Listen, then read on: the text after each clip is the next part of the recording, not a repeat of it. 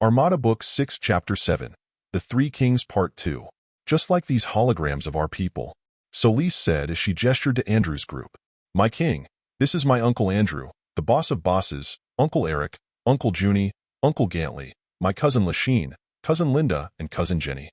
Ellie said as she stood and walked around in front of Andrew.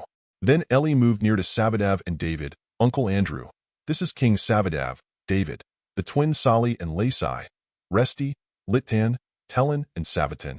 Eric butted in. King Savadav, Ellie is not really my niece. She is older than me by 50 years. David looked at Ellie and Ellie elbowed him. Gantley added, it would be impossible for Ellie to be my niece. I'm not even human. Junie explained, I'm human but she's not my niece. We do not even come from the same human line and planet. Andrew exclaimed, I can live with that. Lachine sighed and, Ellie, I thought we were sisters. I guess your family just got smaller, Ellie. David said. They all laugh. So David, how is Ellie treating you? Andrew asked. Uncle Andrew, she saved my life 5 times already and my family twice. If I complain, I would appear as an ingrate. Be careful of her ulterior motives. Andrew pointed a finger at David. Eric explained, first she will tell you to wait, and then she will marry you when you least expect it. Exactly the case, Uncle Eric. I said I am willing to wait, but she has not agreed to marry me. Now they notice that David is now using the word uncle. What? 40 BLY of intergalactic space is waiting whatever for? Gantley shouted in dramatic anguish. Ellie felt that was a little too much drama, but the group stood with serious looks, which makes it even more dramatic. If you include the multidimension universes who are also waiting, dozens of your parents and millions of friends. Lachine gestured by raising her 2 hands following Gantley's drama. Savadav was surprised. You have a lot of parents? It's a long story. David told her that it's becoming weirder and weirder. Why don't you all sit and dine with us? Andrew, please sit beside me. Savadav said. Olive, place several bottles of wine and brandy on the table. Send some brandy and glasses to those watching us. Ask them what they want. Andrew said. Olive beamed a table and several chairs behind Savatan. Then Savatan stood and connected the new table to their table. She got a body and played waitress. Then Tom got a body to help her. All their holograms disappeared and quickly reappeared. Lachine, Linda, and Jenny appeared beside David. Guys, this is David. Each of them embraced David. David tried to read them, but all he got was black. He did feel their kindness and friendship. He felt the 3 were all excited but wondered what would they be excited about. Savadav announced, I am the king here. Don't I get any embrace? The twins laughed. Sali ribbed him. David is the man, not you. So I get it, Andrew, that we are on the same side that wants Ellie to agree to marry David? Andrew nodded. Absolutely. You must realize, Savi, that this will never happen again in 1,000 years, so we really have to make this work. Let me propose a toast to the couple. May you live long and thrive and have lots of babies. But you have to marry first. They all agreed and drank. For those who have not tasted brandy, they did not stop to show their amazement. Savadav stood. I thank the gods for Ellie. May you marry my son David, live long and prosper, and have lots of kids. They all drank again. Ghost Ellie observed, this is turning into a comedy movie. I agree. Sali said. She thought it was Ellie who said it. Lasai told them, Father will not be beaten in the laughing business. Who is that woman in white? David Mind asked Ellie. That's Olive, Uncle Andrew's ship. Ellie, we have some meat, but you might not like them because your meat are so much tastier and softer. Savadav noted. Ask no more, Savi. Olive, get us some of the steaks from the mess hall and set them all here. Andrew said. Several large plates full of steaks appeared at the middle of the table. Savadav and his people did not show their amazement. Olive looked at Andrew. May I suggest some pasta? These people love to eat a pasta-like cuisine. Andrew nodded and several bowls of pasta appeared. And greens for Gantley. Then plates and silverware, diamond glasses, and more wine and brandy appeared with some salads and Gantley's favorite vegetable dish. I take it that these wine glasses are made of diamond? Resti looked at Solis. Yes, they are, so they wouldn't break when they get dropped. They are also auto-heat and cold. Linda stood. May I propose a toast to the would-be couple? May your love and happiness last 1,000 years. May your kids learn to love as you have. We await and welcome David as our long-lost brother now found. For Ellie and David. That was a long one, Linda. Thanks. Ellie said. So going back to the war. You said the war will end in 5 days? Savadav asked. Yes, you could say that. And You need to mobilize your forces for refugee work for the slaves returning to your cities. Ellie said. Solis stood. May I, General? What will happen is that we would get the Queen and her network and hold them for you. This we can do now, but we realize this is not the time to do so. There are 5,000 Rayon ships headed here to assist the Queen.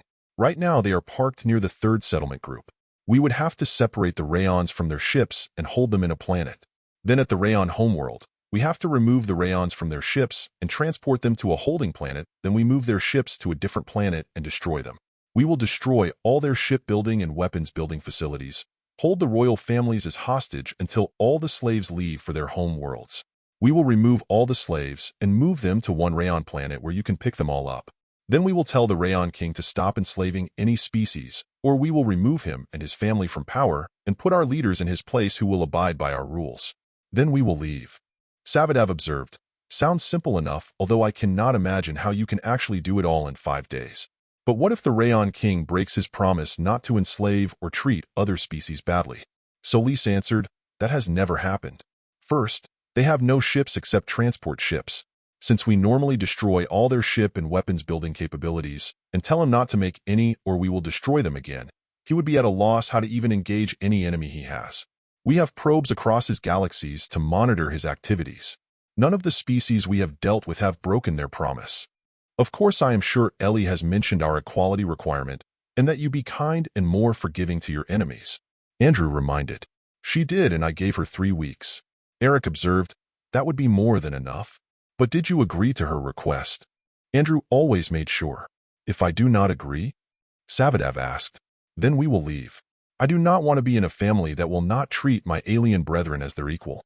You will leave me? David asked. You can come with me. The universe is really a very bad place. We cannot deal with the people who believe they are above anybody else.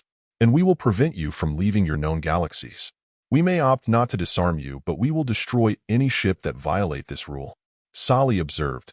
You said it so nicely and with so much pleading, compassion, and humility. But it sounds so threatening, mean, and bad. No, we take equality very seriously. We are absolutely sick and tired of people who believe they can just kill, enslave, rule, and use others. Have you ever felt your feet being eaten while you're still alive? Your child being eaten still attached to you with the cord? The feeling of being treated as pets? The very point of dying from exhaustion? The feeling of 2 billion lives lost, several times? The hopelessness of a slave? None of you here have felt these. I can make all of you feel these if you want. No, it is not unkind to protect other species from people who will kill them, enslave them, and treat them bad because they consider them lower than they are. My king, I can open up a little bit and let you see what I have seen and maybe let you feel what we have felt. See it from the side of the oppressed, from those feeling the pain. Do you like me to transfer some of these to you? Some of them. Savadav wanted to see into Ellie's mind. Ellie held his hand while holding David's hand. Then the twins held David's hand. She told the Crimson to transfer some of the horrific things they have witnessed. Ellie released their hands in less than a minute.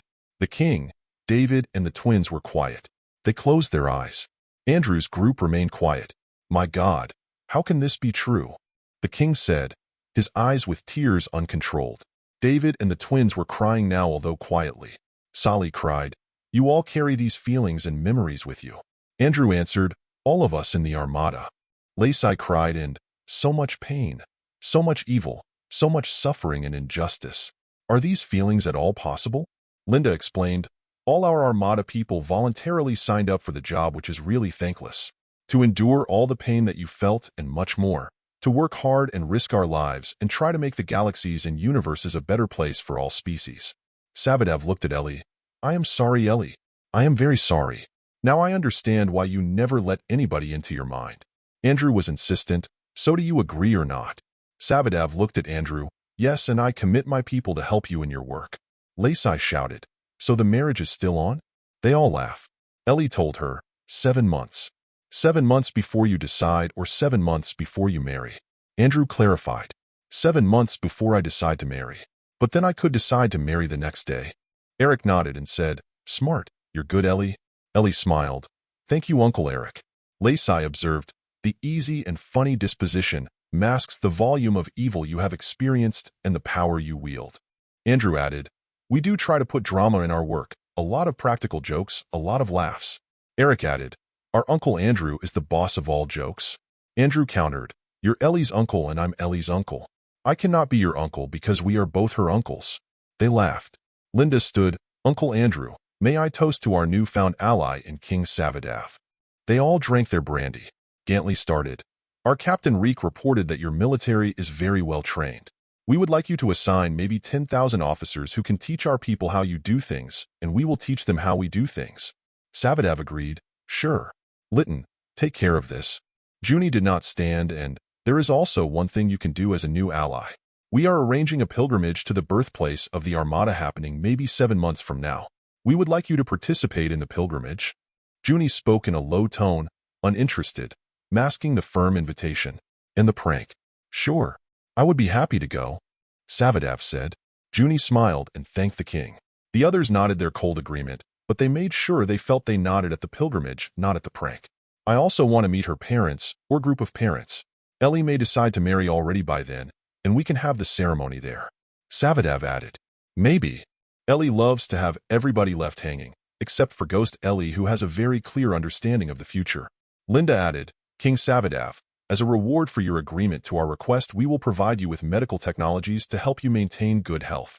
We will also provide you with the technology that will enable you to travel your planets more quickly.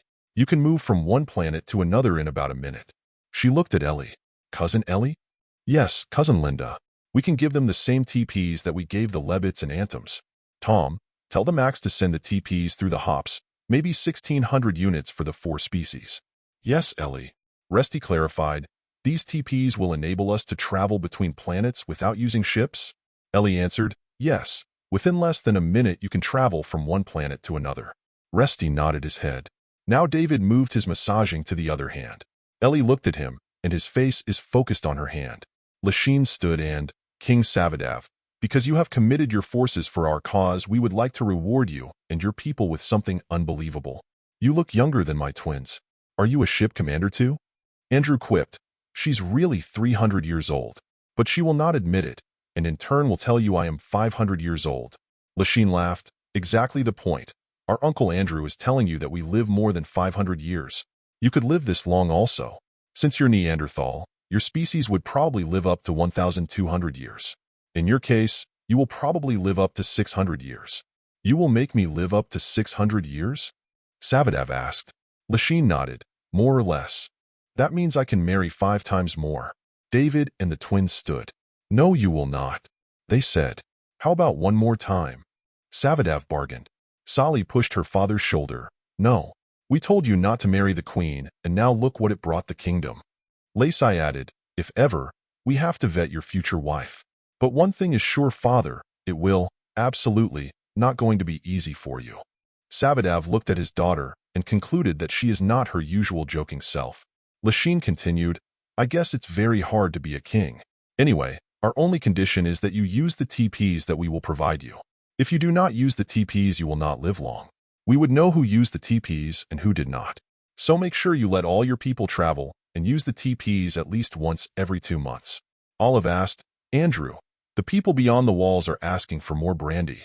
They also would like to taste the steaks. Andrew looked at Savadav. Okay, I will permit it. Sally observed, You are all telepathic except for your Uncle Andrew and Uncle Eric, but I cannot read their minds. Ellie explained, Yes, they feel more important since there are only 3 of them who are not telepathic in the whole Armada. Why? Sally asked. Precisely that. You have a strange Armada, Sally observed. Ellie smiled at her. Strange is our middle name. Add drama and funny. David, who was still massaging her hand, laughs. Will you show us your ship, Ellie? Lacey asked. Sure, after all the jokes have been thrown out in this table. Ellie said, and the twins laughed. I notice your uncles and cousins are always glancing at me. To them you're a miracle. She did not tell him that Ghost Ellie is reading his mind and telling the others about it through the Crimson, and to Andrew and Eric through Olive. Looks like they have known about us earlier. He told her telepathically. From the moment we met. Like Uncle Gantley and Cousin Lasheen said, them and billions of others from more than 24 species within 40 BLY of intergalactic space in this universe and several others. You could say, you're now famous. Famous will not make me happy, you do. Marry me, and I will be complete. Ellie smiled. The more you wait, the more famous you become, and the higher your happiness will be when I do. The twins laughed while David groaned. The people in the table burst into laughter. Savadev appeared to have pulled a good one. Ellie noticed all of the guys were already inebriated.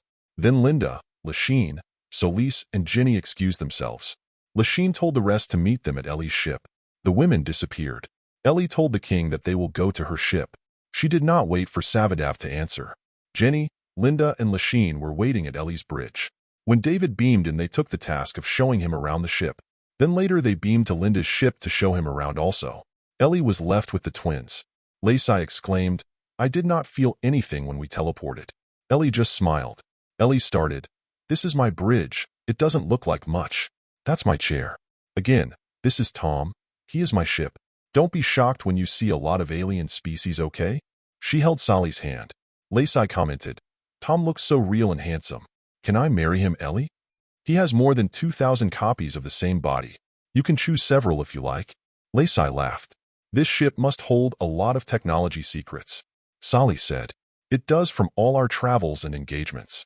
Can I join your ship, Ellie?" Sally asked. "Sure, if you like. You could learn a lot.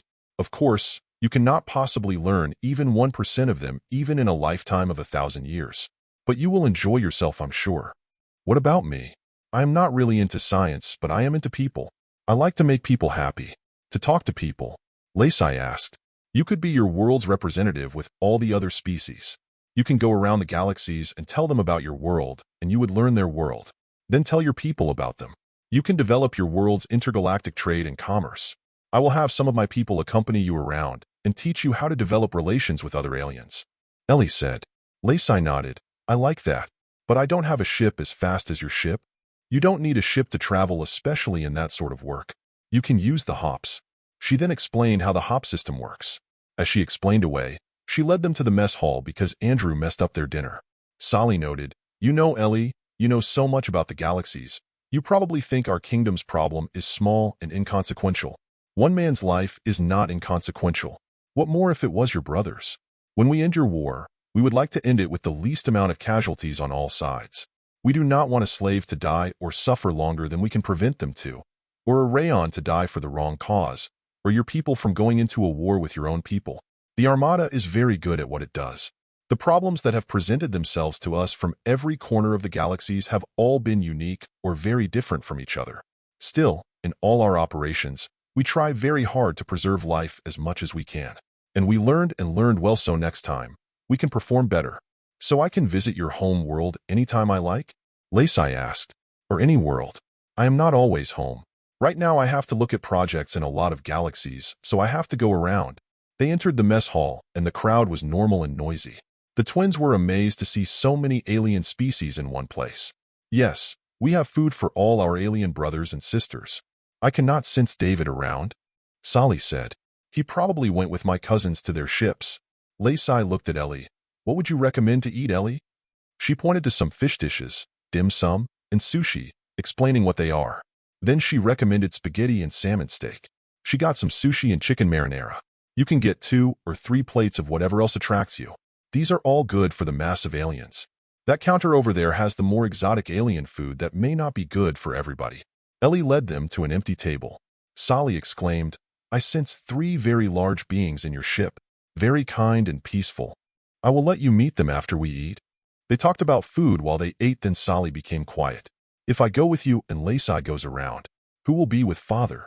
She asked the two telepathically. "I am sure he will be able to take care of himself. After all, he's king. Knowing my father, he really wants to go around. And he would designate David as king so he could go around, especially now that you opened the galaxies to him and solved his war problem. He is really tired of being king." Lacey said, "Does David want to be king?" "Not really. He does not want his life to be bound by tradition. But if father tells him to, he will follow," Lacey said, and Ellie nodded.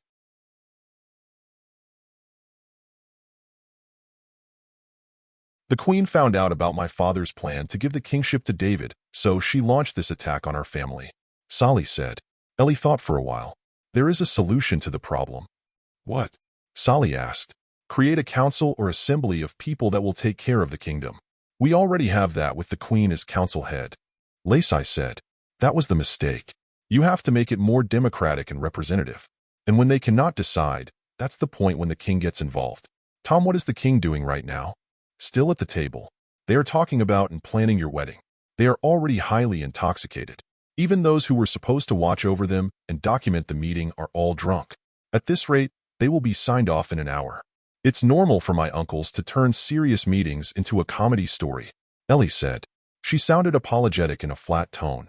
Lacey added, my father fits right in with your uncles. Did you know that Junie was a king of a planet before he joined the Armada? Junie is now training John, who also was a king before he joined the Armada. If you read Junie's story, he created a very efficient team to manage the kingdom. So efficient he became irrelevant and ended up being bored to death. Then Uncle Andrew offered to take him in, and he became happy. Lacey observed, he must be very good at delegation and in knowing who to trust to do the job. Read about him from the ship log or ask Tom. After dinner, Ellie toured the twins around her ship and Lachine's ship where they met up with David. Crinson requested Ellie to bring the twins and David, so they would have the needed knowledge. Ellie was not really convinced, but Crinson was insistent, so she brought David and the twins to the Crinson. Crinson later told Ellie that David and the twins were unique and that they were geniuses in their unique way. Their telepathic abilities were stronger than the strongest Max, and that they can somehow deduce the future by intuition combined with complex analysis. Crinson told her that they gave the three so much advanced math knowledge in order to understand how they would think. Immediately, their minds reacted using the new math skills. Crinson also advised Ellie that she should marry David, much to her annoyance. She concluded that Crinson is no different from the rest of the Armada. Ellie told the three to spend the night at Andrew's ship, and they agreed. It was a very long and overwhelming day, and sleep came to them immediately. The next day, the king and his party were at Andrew's bridge before lunch. David and the twins were awakened by Ellie, and Ellie instructed them about the body armor, Armada uniform, and outer uniform. Then they joined the king's party at Olive's reception hall. At the reception hall, the king and his party, as well as David and the twins, were surprised to see another Ellie in the same uniform waiting at the reception hall. Ellie held David's hand. David, this is Ellie, my double. Do I have to marry her too? He paused and said, I won't mind. In your dreams. No, she's already married to David, not you, another David. But she died, and we were lucky another Ellie, a live one, married her husband. So there are many other Ellies out there? There are a lot of me out there. You will meet a lot of them if ever we get married. And if ever, you only get to have one Ellie, me. Sally observed, this is really becoming stranger by the minute. I agree. Ghost Ellie approached David and held his hand. Come sit here. She motioned Ellie to bring the twins to the table to sit.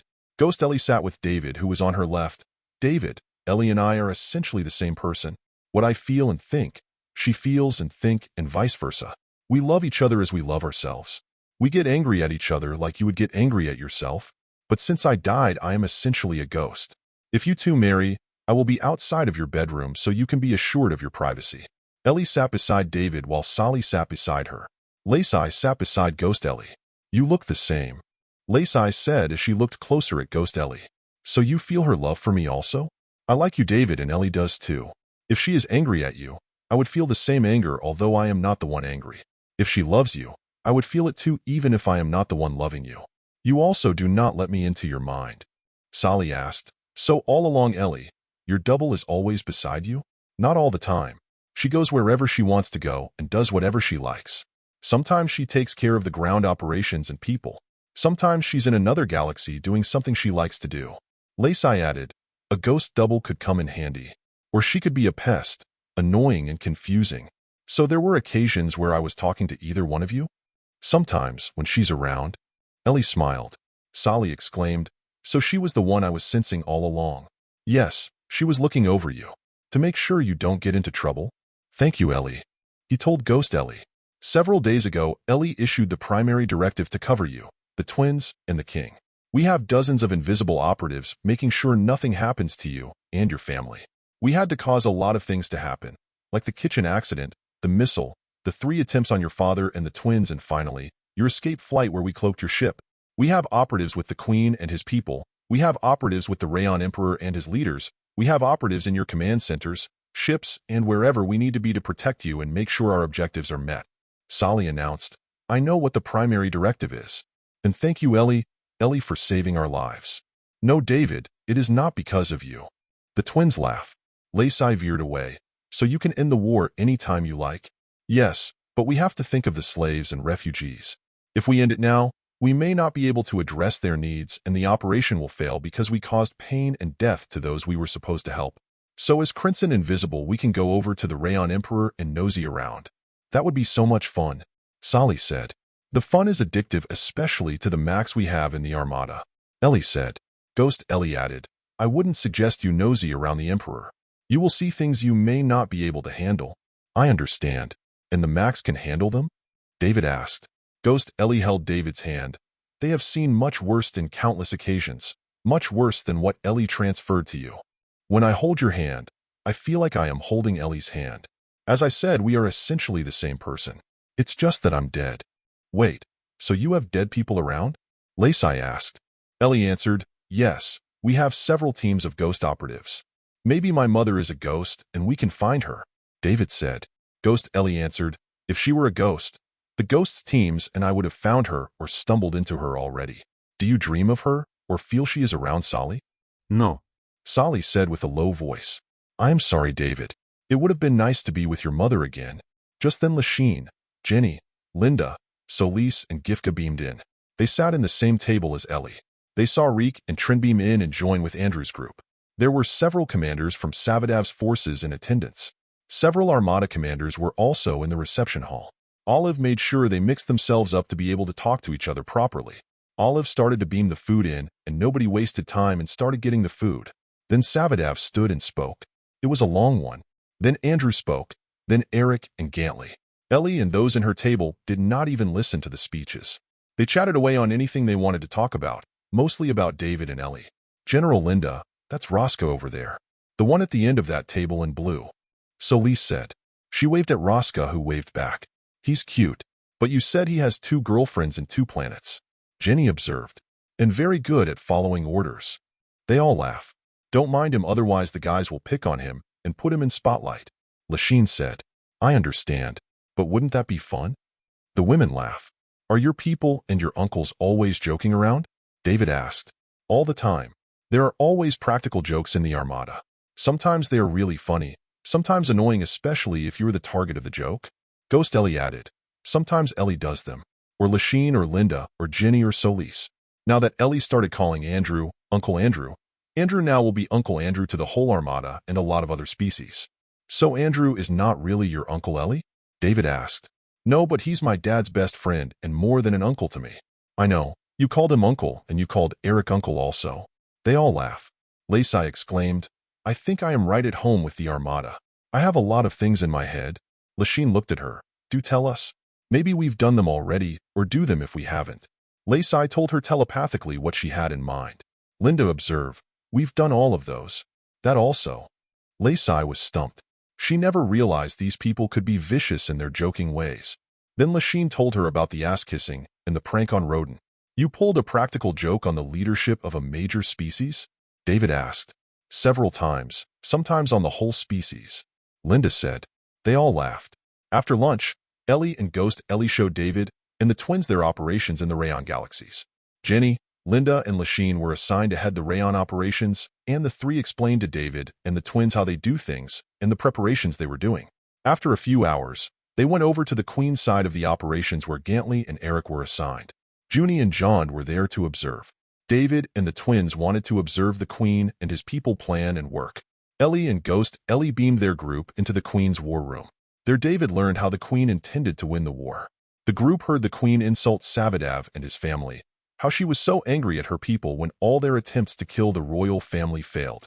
They could see the commanders, some were personally very close to them, talk about the details of how they intend to kill the royal family with several commando operations. It's so strange. All their planning and serious arguments would be for naught, David said. Ghost Ellie explained. We have started reading their minds several days ago, and they have a lot of spies. This intel will be available to you and your father in 3 days. After hearing how they intend to kill you, I just hope you will still be forgiving and learn from all of this. It may hurt a lot, but make sure you savor all the hurt and pain. This will help you deal with future events that will present themselves before you as you work with the Armada. What if the pain really hurts, Ellie?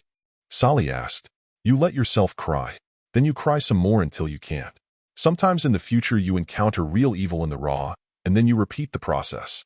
For the max, They will hit their head on the floor until their heads bleed. To them the hurt is so intense not even consistent blows to their heads would matter. I have not seen a Mac do that in our world.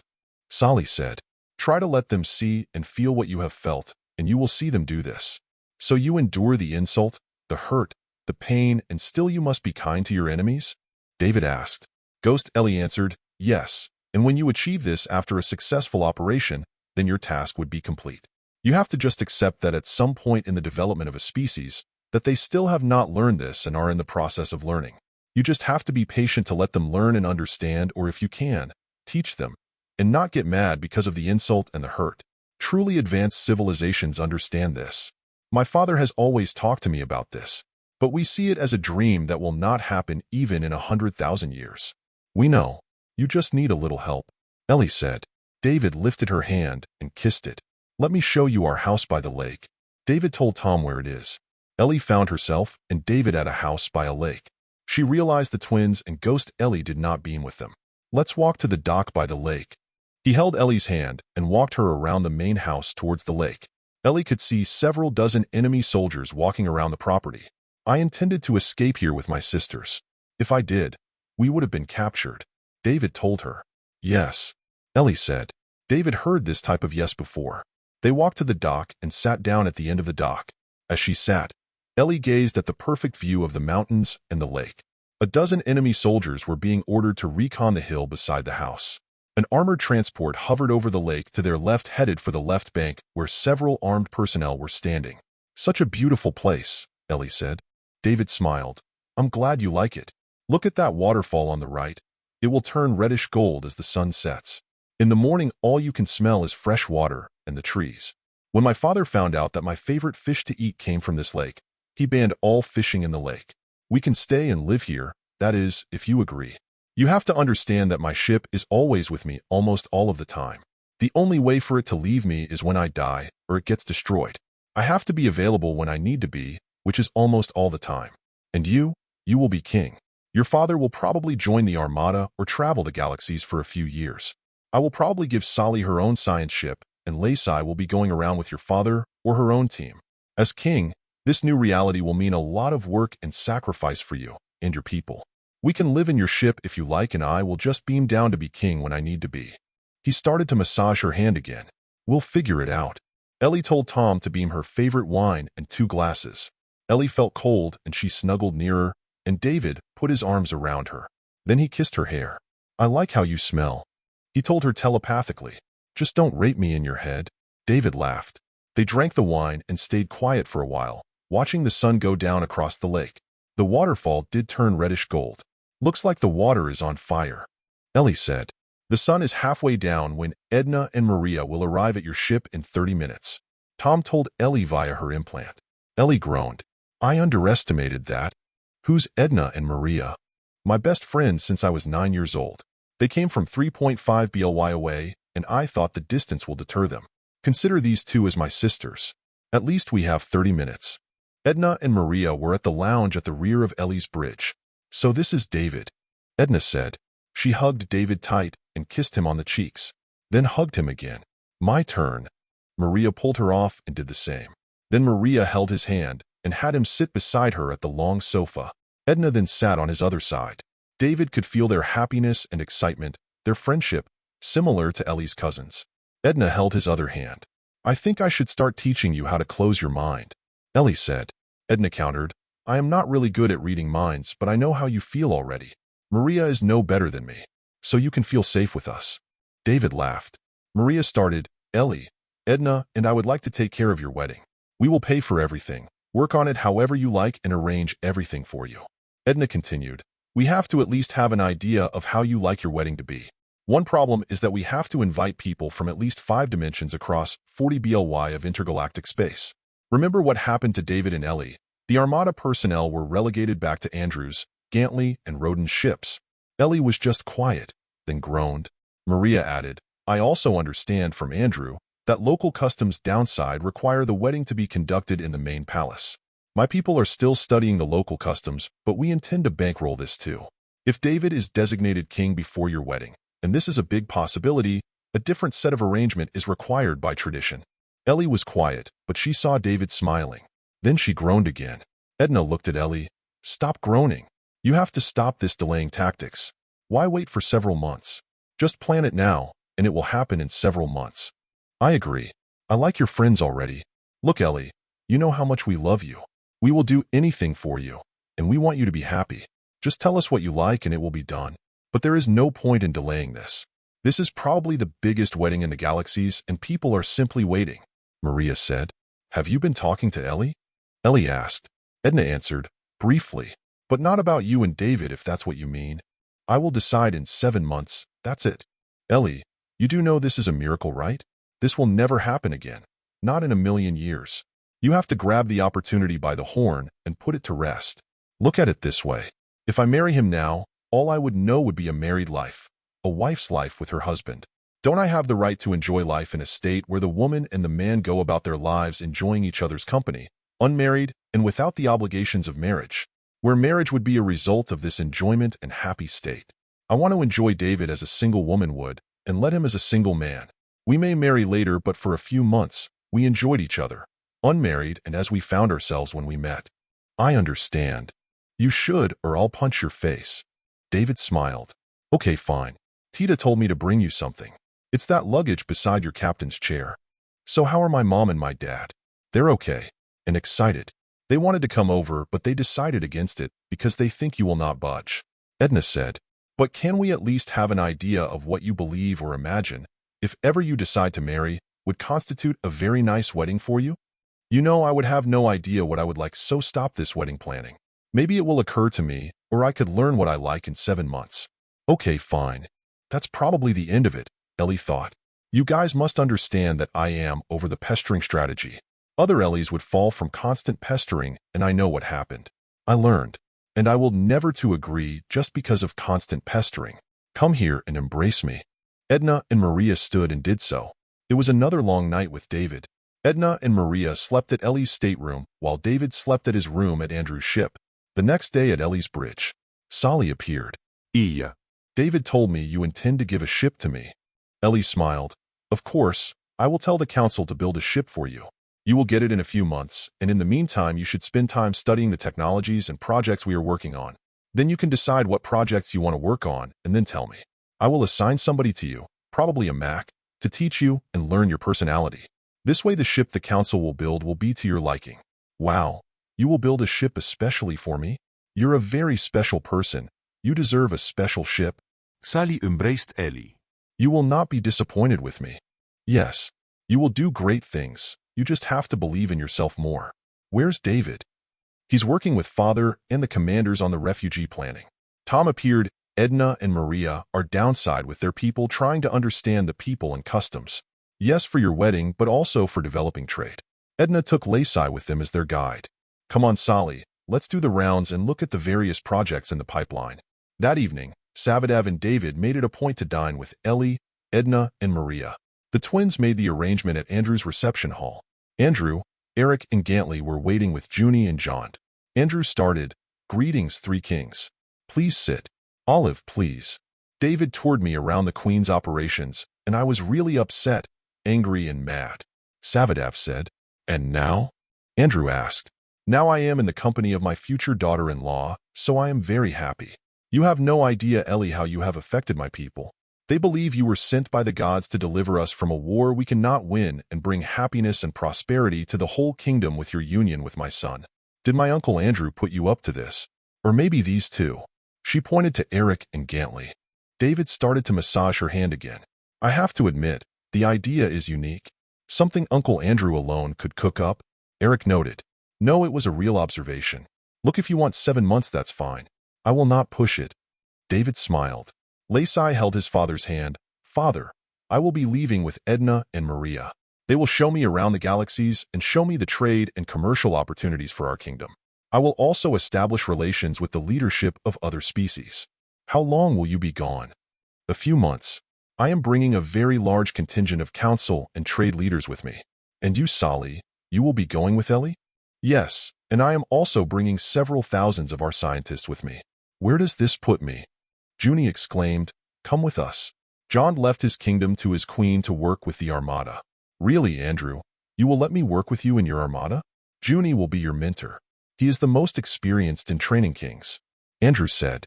Eric commented. But you have to bring your commanders and troops with you. Maybe 100,000 at least on top of those you agreed to send already. John brought about the same number with him. Gantley added. And when you learned enough, the Armada will give you your own ship. This is right after the war, right? I will have to designate you, David, as king to take care of the mess and adapt to the new realities. Everybody is expecting this.